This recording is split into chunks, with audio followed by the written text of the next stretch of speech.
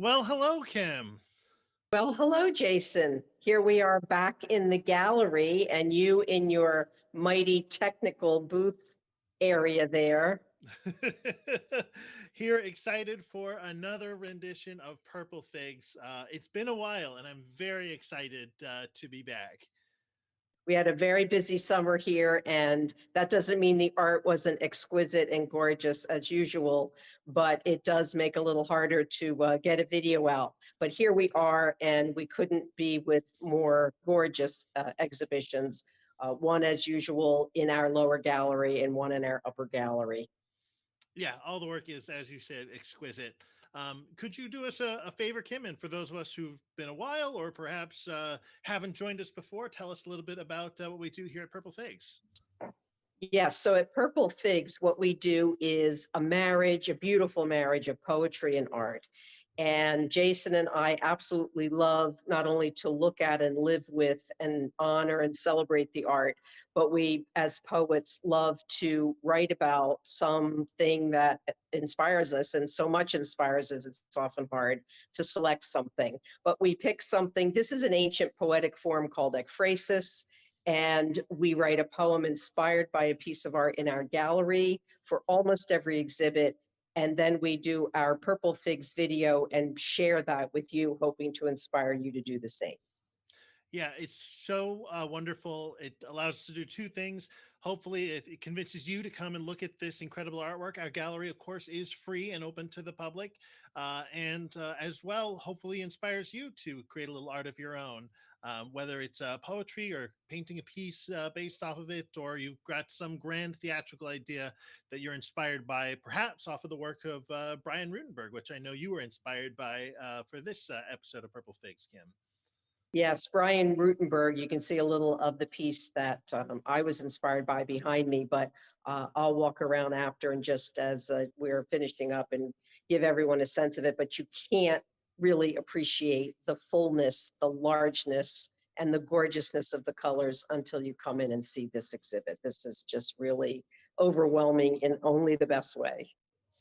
Yeah, well, I think your poem, Kim, which you're going to share with us shortly, does try to somehow capture that hugeness of these paintings and of experiencing being a part of them. So, without further ado, why don't we take a look at your poem now, and you can read for us, and then we can talk about it. Great. So here is Kim pronouncing a very difficult word for us.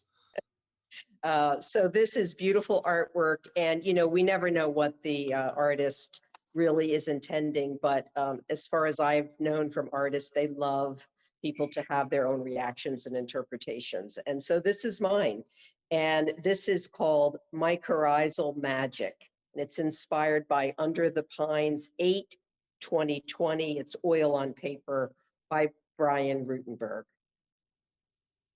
And right there, under the pines, a whale of a tree fetus, mycorrhizal magic, sharing nutrients, softening stress, softly singing to its lattice tapestry of sisters beneath, whispering above to all who thought each tree leafed and lived singularly, not knowing the complex communication going on below. Sure, you want to hug the tall, flamboyant body above, all bark and no bite, just the trunk with arms in their operatic aria to the sun. But rest your ear near the roots and hear the heartbeat of every tree that ever lived, the cacophony of fecundity and fear, of wind, of me, until autumn erases all traces of blending in to live, and the conversation turns to abscission, to dying and being born again, and again, and again.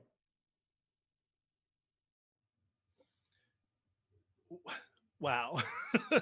Maybe it's just not having done Purple Figs in so long. But Kim, hearing your voice, both your poetic voice and your presentation voice, is a real treat, to be Thank you. sure. So thank Thank you for that. Could we start perhaps by, because I think it's important for the rest of the poem, what do we mean by mycorrhizal? So mycorrhizal, if fungus, if you will, is a recently discovered way that trees talk to each other beneath the surface in their root system. And they not only let each other know about stress and things coming and help each other, but also it's a way of sharing nutrients beneath. So what you may see as individual trees above the surface is really this incredible network beneath. And this has really changed the way we think about trees, how they live, why they live, how they die, why they die, et cetera. So it's a fascinating concept, and I just see it as so present in Brian's work. This idea of what's going on underneath, and of course, this title, Under the Pines, sort of made me think of that as well.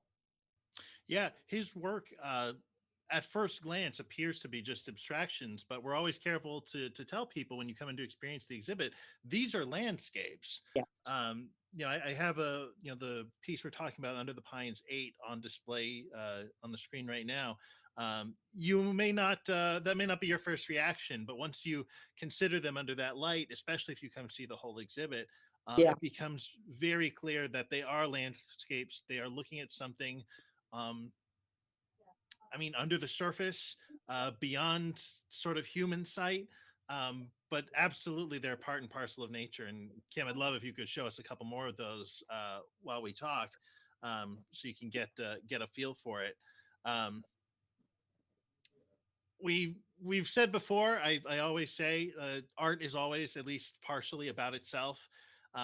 So it's really great to read a poem about finding all of these underlying connections, things underneath the surface, when really that's the work you did, Kim, um, in writing it as well. You found something in the poem, you connected to it, you created this symbiotic relationship to it, and you created I guess the forest itself is the art that works together, that synergizes between your work and Brian's. Well, and Jason, you said something that's so, I think, important. You and I talk about this a lot, which is the idea of this writing poetry inspired by art as creating community, this collaboration, this idea that it's never just one singular piece of art or one singular poem, that the way they can talk to each other and really keep the conversation going is what is so exquisite. And we just love doing that. And Brian's work is, you just want to think about it and think about it and feel it. You want to just fall into one of his paintings. It's just that exquisite. Yeah, they're gorgeous, incredible pieces. And certainly, around about now, during the changing of the seasons, we're recording this in mid-October. Um, there's that theme in the poem of how sort of death and life are not so separate. They're just a process that repeats and repeats and repeats.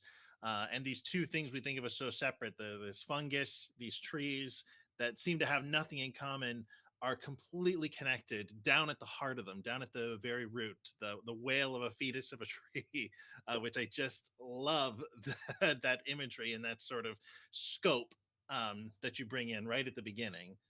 I'll show you another one of his pieces. Yeah, let me. If that doesn't look like a whale of a fetus of a tree, I Yeah. don't know what does. I could have written about actually so many of these that have this same idea to it. And it's just, so beautiful to think about this murmuring going underneath us all the time. Yeah, I love it. I'm just in awe of what you brought out of it. I know for myself, I love his work so much, but there's something intimidating as a writer to come in and try to find inspiration off of something, a little abstract, a little grand. How did you deal with that when you came to it? Was it just natural for you to find this, or did you have to spend some time building a relationship with the work? That's a great question because I think it is different with every piece. And I've been walking around looking at Brian's work since it went up. And So, sometimes it's just a matter of coming deliberately and looking, and then other times just walking by. But for some reason, the whale or the nature of the whale in these paintings came to me. But when I got to Under the Pines, it was clear to me that this was all going on underneath.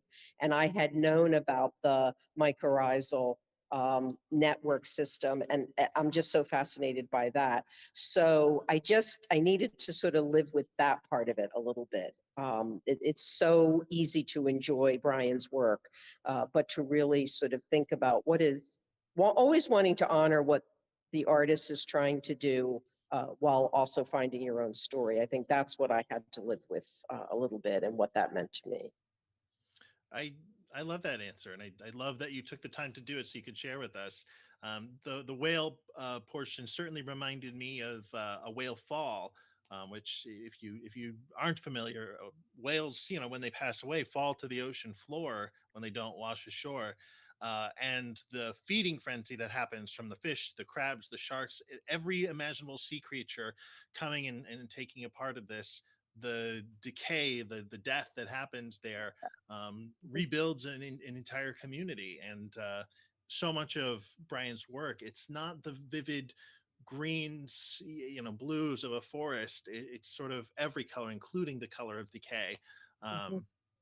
So there's just something regenerative about the work, and certainly in your poem, that theme of regeneration right through to the end. So I'm in Thank love you, with it. Chris. I'll include a link to Kim's poem for you to check it out on your own. And yeah, please come see this exhibit this month, and check out the exhibit upstairs. Mike Wright's Woodworks, all salvage wood pieces, which hopefully we'll be seeing very soon. And I think I just lost Kim, so I'm going to end us for today. And we hope to see you soon. Thanks for coming by for Purple Figs. Bye now. Right now.